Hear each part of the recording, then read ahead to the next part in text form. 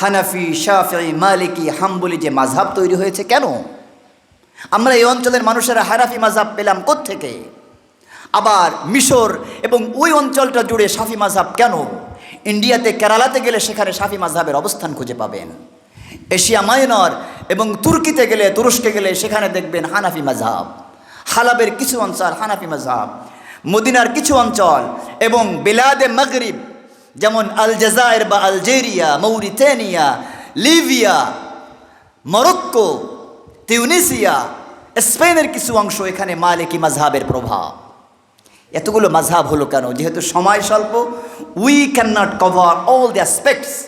শুধু এতটুকু বলে রাখি, ইমাম মালিক যখন মুআত্তা লিখলেন তখন খলিফা আবু জাফর মনসুর এবং তারপরে তার ছেলে মেহদি, তারপরে তার ছেলে হারুনুর রশিদ বললেন যে আমরা মুআত্তাটাকে ইসলামী রাষ্ট্র ব্যবস্থায় সংবিধানের ঘোষণা করে দেই। আহমিলুন নাস আলাল মুআত্তা কামা হামালা উসমান রাদিয়াল্লাহু তাআলা আনহু আলাল কোরআন। উসমান গনি রাদিয়াল্লাহু তাআলা আনহু কোরআনে কারিমের বিভিন্ন ভার্সনকে বিলুপ্ত করে দিয়ে, পুড়িয়ে দিয়ে সাহাবাদের পরামর্শক্রমে একটি ভার্সনকে রেখেছেন, মাসাহিফ উসমানিয়া। সেদিকে ইঙ্গিত করেই খলিফা বলছে হারুনুর রশিদ যে আসো, তুমি যে মুআত্তা লিখেছো ইমাম, এই মুআত্তাটাকে আমরা গোটা মুসলিম উম্মাহের জন্য ম্যান্ডেটরি করে দেই, সংবিধান বানিয়ে দেই। ইমাম মালিক কি বললেন? লাইসা লাকা ইলা হাদা সাবিল, তোমার এতে কোনো অথরিটি নেই, কোনো সুযোগ নেই। কেন? লিআন্না আসহাবান নবী সাল্লাল্লাহু আলাইহি ওয়াসাল্লাম ইফতারাকু ফিল বুলদান ফাহাদ্দাসুহুম ফাইনদা কুল্লি আহলি বালাদিন ইলমুন। এটা আপনি করতে পারবেন না। কেন? রাসূলুল্লাহ সাল্লাল্লাহু আলাইহি ওয়াসাল্লামের সাহাবায়ে কেরাম মুসলিম বিশ্বের বিভিন্ন অঞ্চলে ছড়িয়ে পড়েছেন। তারা নবীজির থেকে হাদিস শিখে, হাদিস ওই সকল মানুষদেরকে শিখিয়েছেন, তার আলোকে তারাও ফতোয়া লিখেছেন, তাদেরকে বলেছেন।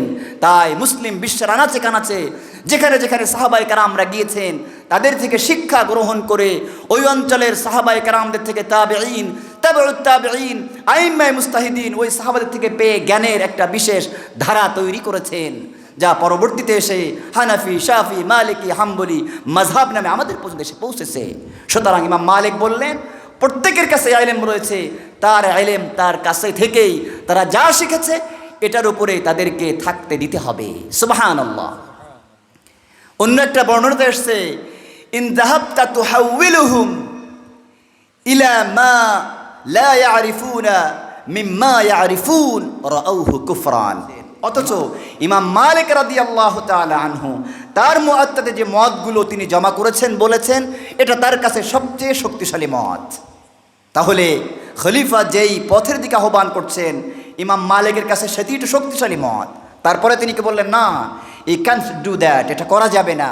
করলে মুমিন জিন্দেগিতে সাহাবায়ে কেরামদের থেকে শিখার মাধ্যমে ইসলামিক এপিস্টেমোলজি যেই যেই ভার্সন মুসলিম ল্যান্ডের বিভিন্ন জায়গায় দাঁড় করিয়ে দিয়েছে, এর মধ্য দিয়ে ওই সংশ্লিষ্ট মাটি ও মানুষের সাথে ইসলামের এক ধরনের সম্পর্ক তৈরি হয়ে গেছে। এই সম্পর্ক যদি নতুন কোনো কিছু চাপিয়ে দেওয়া হয়, ভেঙে চুরমার হয়ে যাবে। মুমিন জিন্দেগির পরিচয় হলো তাদের সাথে যে সম্পর্ক তৈরি হয়েছে, সম্পর্ক তারা ভেঙে দেয় না।